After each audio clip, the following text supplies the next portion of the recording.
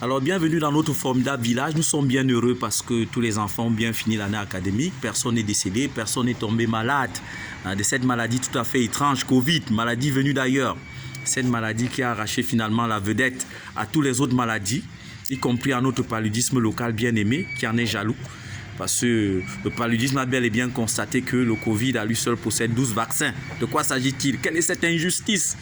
Et comme mon chef de village est un homme juste, il a décidé finalement que, écoutez mes chers amis, débrouillez-vous à créer un 13e vaccin afin que ce soit la contribution du village, parce que nous les villageois, nous sommes des gens solidaires, et que ce vaccin soit capable de soigner à la fois le Covid et le paludisme pour contenter tout le monde. Voilà de quoi il s'agit. Donc il y a des biochimistes et des biologistes qui sont en train de bouder parce qu'ils estiment que c'est une tâche assez délicate. Mais au village, quand on boude, on le fait en arrière-plan. Parce que si le chef est au courant de cela, eh bien, il y a des sanctions qui vont tomber. Alors tu vas payer ce qu'on appelle l'amende. 1 litre de vin de palme recueilli avant 5 h du matin. En plus, il y a les hiboux en brousse, tu gères. Une cola rouge avec 4 quartiers. La première cola de la saison, tu te débrouilles. Et finalement, un coq tout rouge, mais avec un couteau blanc. Et ce coq doit être vierge. Et nous avons une commission technique de vieilles mamans qui pourront donc vérifier cette affaire-là. Donc c'est assez délicat, c'est pourquoi nous préférons nous taire. Et donc les gens sont au travail parce que le Covid a réussi à fermer les ports et les aéroports. Donc on va se débrouiller à ce que les ports et les aéroports s'ouvrent et que le paludisme soit également contenté ainsi que d'autres maladies. Donc, plus sérieusement, de quoi s'agit-il?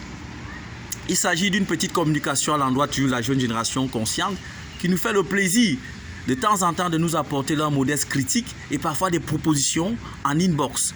Je tenais ici, n'est-ce pas, à consacrer cette réflexion à un jeune homme du côté du Bénin qui s'appelle Ricardo, qui m'a fortement impressionné il y a cela 2 semaines en m'envoyant, n'est-ce pas, la monture d'un logiciel qu'il a conçu et qui permet, n'est-ce pas, de traduire le français en Fongbe, qui est la langue locale, et du Fongbe en français. Impressionnant. Il n'a que 20 ans. Et en plus, c'est un jeune homme qui est dans l'écriture. Et il m'a donc fait l'honneur, n'est-ce pas, de parcourir, n'est-ce pas, son bijou. Et me propose même de préfacer. Je trouve que c'est trop d'honneur. Et nous sommes très contents parce qu'il s'agit du jeune Africain que nous désirons. Et nous disons, voilà la trajectoire que l'Afrique devrait adopter. Et laisser les débats du ventre et du bas-ventre. Ça, ce ne sont pas les débats qui nous grandissent. Il faut élever l'esprit. C'est de cela qu'il s'agit. C'est pourquoi nos ancêtres tournaient toujours le regard vers le soleil. Parce que le soleil ici est le symbole de la lumière, de l'intelligence, n'est-ce pas? De la capacité à l'aide de se sublimer, à s'élever. C'est de ça qu'il s'agit. Voilà la symbolique du soleil. Ce n'est pas que le soleil est un dieu. Le soleil n'a jamais été un dieu dans la culture africaine. Nous faisons très bien la distinction entre la matière et l'esprit en Afrique. Et il y a très peu de peuples sur terre qui pourraient nous donner une leçon dans ce sens. Sauf pour les nègres aliénés qui ne savent rien sur l'Afrique. Alors, je vais donc dire ici que ce jeune homme me donne une leçon tout à fait intéressante. Il réussit à concilier ce qu'on appelle la culture et la tradition avec ce qu'on peut appeler le modernisme. Voilà de quoi est-ce qu'il s'agit. Alors, la langue Fongbe, comme les autres langues, Bayaka, Tupuri, Mienne, Orung, etc., c'est le fruit, n'est-ce pas, du génie de nos ancêtres. Donc, je vais donc dire ici que nos ancêtres étaient des fins génies et que nos ancêtres n'étaient pas des idiots. Parce que l'Afrique, à lui seul, a réussi à créer plus de 4000 langues. Sans compter les langues d'initiation. Aucun peuple n'a fait même le 1/100e de ce que l'Afrique a pu créer en termes de langue. Donc, à partir de ce moment, je célèbre en ce moment tous mes ancêtres sans exception. J'appelle ancêtre tout être qui m'a précédé par filiation génétique ou bien par filiation générationnelle avec mes ancêtres biologiques. À partir de ce moment, un contemporain Bambara de mon grand-père est mon ancêtre. Un contemporain Pounou du Gabon de mon grand-père est mon ancêtre. C'est de cela qu'il s'agit. Parce que ce sont des énergies sur le plan spirituel. Ils ne connaissent pas les frontières coloniales. Et ils sont prêts à aider les Africains quand ils sont prêts. Alors, nos ancêtres étaient des fins génies. C'est pourquoi la date du 19 d'aujourd'hui est une date particulière dans l'histoire de l'Afrique. Les ancêtres qui ont colonisé toute la vallée du Nil étaient issus du Burundi, du Rwanda, du Grand Congo en quelque sorte. Vous savez que le Congo, RDC, est frontalier avec le Soudan. Soudan, ça vient de Al-Soudan, qui signifie la terre de l'homme noir en arabe. Ça veut dire que lorsque les Arabes sont entrés pour la première fois, c'est-à-dire une partie de ceux-là qui colonisent la partie nord, parce qu'ils se sont mélangés avec les Perses, les Turcs et beaucoup de choses. Et ils ont des comportements un peu étranges de l'autre côté, sans amalgame. Hein. C'est des gens que je regarde avec beaucoup de curiosité. Alors, quand ces Arabes arrivent, ils constatent que l'Afrique est infestée d'hommes noirs, entre guillemets, infestée entre guillemets. Et donc, ils vont appeler l'Afrique Al-Soudan, terre de l'homme noir. Ce qui signifie que tout ce qu'il y a comme production sur le plan culturel, sur le plan de l'architecture, sur le plan de la connaissance, est le fruit du génie de nos ancêtres noirs, dont je les célèbre, comme tout peuple normal le fait. Le juif célèbre ses ancêtres, l'allemand célèbre ses ancêtres, les Français célèbrent leurs ancêtres. Seul le nègre aliéné cherche ses ancêtres partout sauf chez lui. Et à partir du moment où nous négligeons nos ancêtres, effectivement, on peut bien constater qu'il y a les tombes de nos ancêtres qui sont profanées à travers les momies, creusées et transportées en Occident pour soi-disant des études. Peux-tu prétendre toucher, n'est-ce pas, au corps d'un ancêtre européen? Vous serez transpercé de balles. Donc nous avons trahi nos ancêtres. Et ça, il faut le reconnaître. Nous permettons que n'importe tout et n'importe quoi soit fait sur nos ancêtres. Et les Arabes dans la partie nord contribuent, n'est-ce pas, à cela, parce qu'ils savent que les vrais ancêtres égyptiens ne sont pas des Arabes. C'est pourquoi ils peuvent se permettre, n'est-ce pas, en association de concubinage incestueux avec l'Occident, à faire ce qu'ils sont en train de faire de l'autre côté là-bas. C'est-à-dire on déterre les cadavres et puis on les transporte et on les expose comme des objets. Quel est le regard que même le divin créateur Démiurge, j'appelle Démiurge, n'est-ce pas, l'entité ici suprême, qui est chargée de mettre l'ordre, même lorsqu'il y a le désordre. Et les Grecs l'appelaient Zeus chez eux, même comme ce n'est pas la même entité. Et que les Romains ont piqué plus tard pour l'appeler Deus, et s'étant converti très vite en Dieu. Il ne s'agit pas du même être. L'être dont je parle, c'est un être de conciliation, pas un être de division. Pas un être qui envoie les autres mettre les autres en esclavage. C'est de ça que nous parlons. Parce que beaucoup disent que lorsqu'on tient un tel discours, eh ben, nous sommes en train de dire que Dieu n'existe pas. Vous parlez de quoi? On est dans des choses sérieuses. C'est de ça qu'il s'agit. Donc, une fois que j'ai dit ça, nous disons simplement que nos ancêtres ont apporté un héritage tout à fait impressionnant. Dans la vallée du Nil, lorsqu'ils se sont installés, ils ont constaté que chaque 14 juillet, il y a comme ça le soleil qui se lève, accompagné d'une étoile, l'étoile Sirius.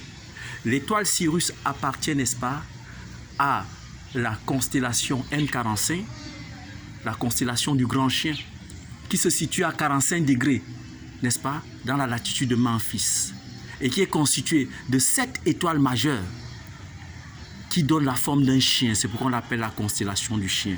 Dans la partie caudale, vous avez comme ça l'étoile bêta, et quand vous remontez plus haut, vous voyez l'étoile Sirius, qui est l'étoile qui brille le plus dans le ciel. Et après, vous retrouvez l'étoile nu, l'étoile alpha, l'étoile delta et l'étoile epsilon. Et puis les autres ne sont pas très bien marqués. Donc c'est en langue grecque, hein, ou bien l'alphabet grec. Et donc, ils ont constaté que l'année d'après, quand Sirius sortait au même instant, le 14 juillet, il y avait un décalage d'un quart de journée. La deuxième année, une demi-journée. Et la quatrième année, il y avait une journée d'écart. Et c'est comme ça qu'ils ont décidé qu'à chaque fois, ils devraient ajouter une année après 4 ans. C'est la naissance de l'année bissextile. Donc, le calendrier sidéral est donc né par l'observation dans l'espace, n'est-ce pas, d'une harmonie entre l'influence de l'espace sur la Terre. Et ils avaient finalement compris que, n'est-ce pas, les objets stellaires avec un impact sur les fluides, c'est-à-dire les liquides, dont les phénomènes de marée haute, etc. Et ils pouvaient donc prévoir.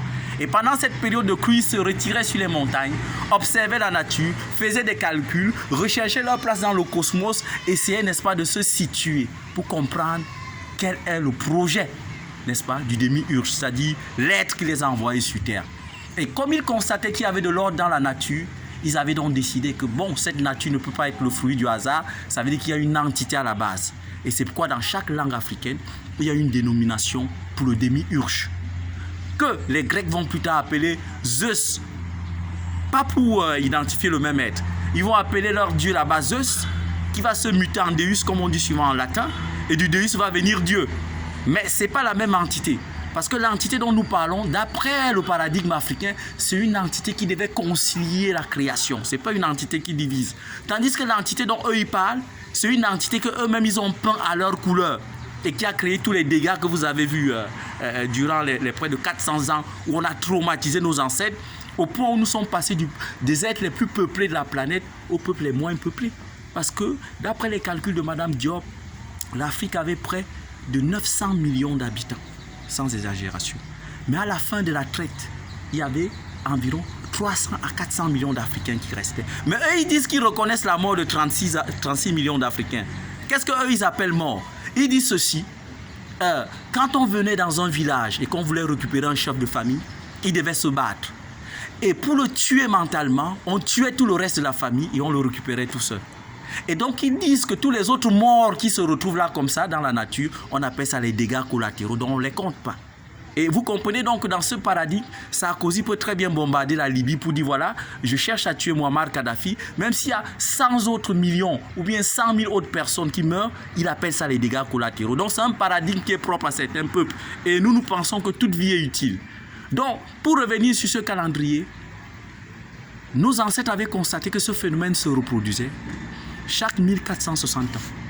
Mais ils ont observé ça pour la première fois en moins 4236.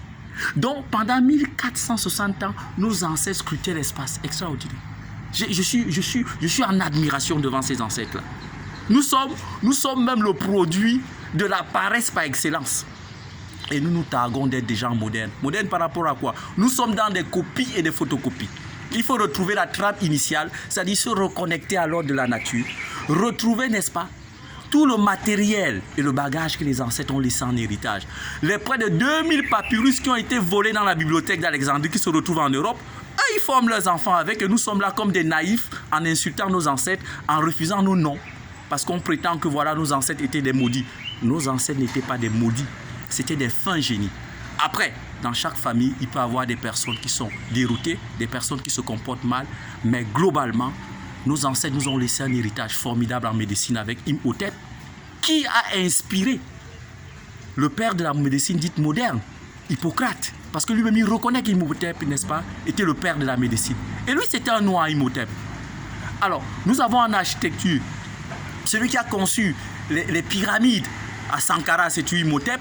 Nous avons aussi Emiounou qui a conçu la plus grande pyramide à Gizeh, la pyramide de Khufu, d'accord, sur le plateau de Gizeh, où le plus grand ingénieur du monde va s'inspirer tout le temps pour concevoir, n'est-ce pas, le nid de Pékin, l'Arena Stadium, etc. Donc, nos jeunes architectes doivent s'inspirer, n'est-ce pas, sur des connaissances locales. À cela, ils vont donc apporter leur génie. Parce qu'un peuple ne doit partir que de ce qu'il possède pour créer son modèle de modernisme. Il n'y a pas de modernisme standard. Donc, un modernisme doit pouvoir s'incruster et s'adapter à nos réalités. Donc, je voulais ici célébrer cette nouvelle année de nos ancêtres à travers ce calendrier sidéral qui est le plus puissant. En réalité, le 14 juillet, quand ils avaient observé cette étoile, ils fêtaient pendant 5 jours. Et donc, le 19 aujourd'hui, c'était la fin. Et donc, tous les autres calendriers, quand les Grecs ont découvert ce calendrier-là, ils l'ont modifié.